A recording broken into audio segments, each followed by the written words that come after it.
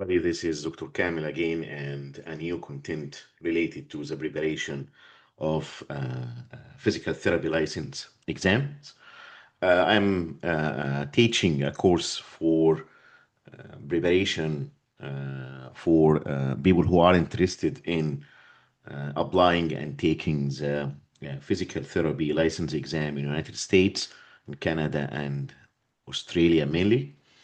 If you didn't see any video for me before, my name is Dr. Kamel. I am working as an associate professor of physical therapy in United States, and I'm a licensed physical therapist in United States, UK, and in Egypt as well. I have got my PhD from University of Nottingham in the UK. So let's go to today's content. During manual muscle testing of the hip flexors in the sitting position, so when I'm reading the question, I need to start imagining the situation. You are doing manual muscle test for hip flexors for a patient from a sitting position. A patient exhibits lateral or external rotation with abduction of the thigh. It might be a substitution, maybe, as resistance is applied. So mainly you are testing hip flexors, but you have seen another movement, which is external rotation with abduction in of the thigh when resistance is applied. The physical therapist should suspect this muscle substitution by which muscle? Sartorius, tensor fasciae lata, adductor longus, or semimembranosus. You know, when we need to know the action of the muscles. And in license exams, they will not ask you about the origin or insertion or something like that. But at least for functional movements, and I need to know the action of the muscle. I need to know the nerve supply of the muscle, or if there is denervation of any of the peripheral nerves, which muscles would be affected, which movements would be affected. So what is the correct answer for this? This external rotation with abduction of the thigh. Okay, the correct answer is sartorius, which is option number one. So in normal test motion of the hip flexors, the primary muscle tested is the iliopsoas, which is two parts, psoas major plus iliacus. And you know that, I'm sure. So what is the patient position? Should be sitting, knees flexed to 90-degree, hands at the sides. Patient puts the hands at the side, and trunk is upright. So this is a starting position for this testing. The movement is pure hip flexion, lifting the thigh straight up toward the chest without rotation or abduction, because mainly you are testing hip flexion. You are not testing external rotation or abduction. The therapist should do stabilization at the shoulder or pelvis and applying resistance downward on the distal thigh. So this is normal muscle testing for hip flexors. You should not see any substitution. Okay. But in this question, what happened? The patient showed lateral or external rotation and abduction of the thigh when the therapist applied resistance. This means that there is substitution. Okay. So the patient cannot isolate the iliopsoas properly, and another muscle is taking over. This muscle substitution is sartorius, okay, which is the correct answer. What is the action of sartorius? Sartorius can do hip flexion, hip abduction, hip external rotation, knee flexion.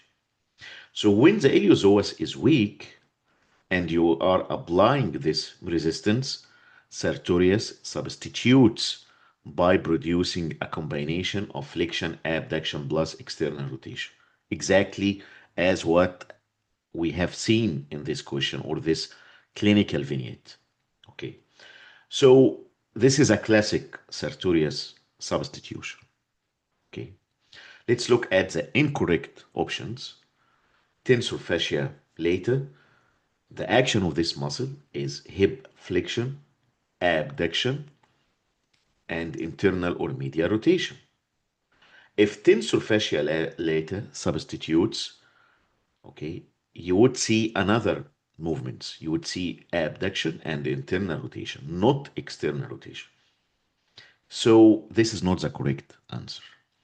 Adductor longus, what is the action of adductor longus? Hip adduction, flexion, and medial rotation.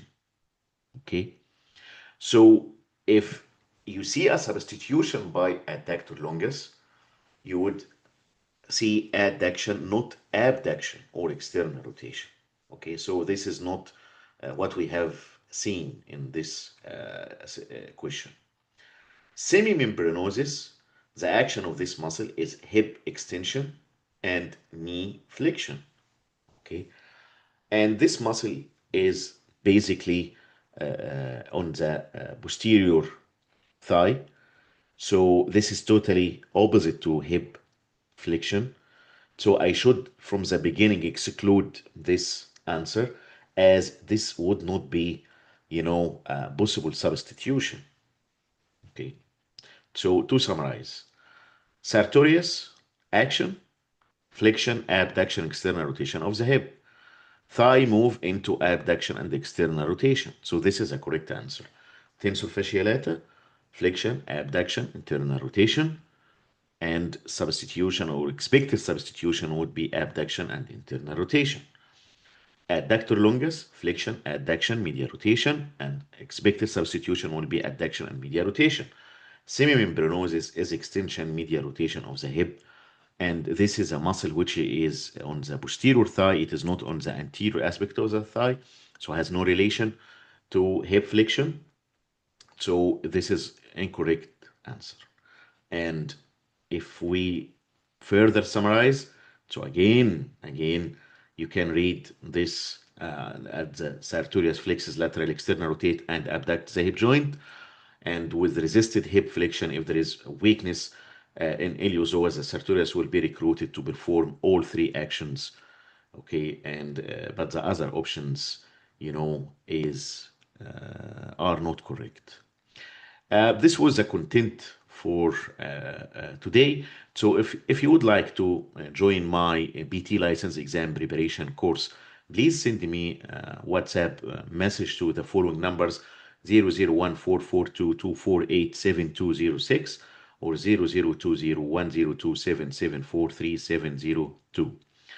If you would like to apply and join the transitional DBT or the post-professional DBT program at University of Montana in the USA at a discounted rate, also send me a WhatsApp message on these numbers and I will give you the details of the required documents and the route to application. I would like to thank you for watching and following my videos, and I promise you every day offer new content. So please subscribe to the channel and invite your colleagues and people in the field if you think that these questions are useful. Thank you and see you soon.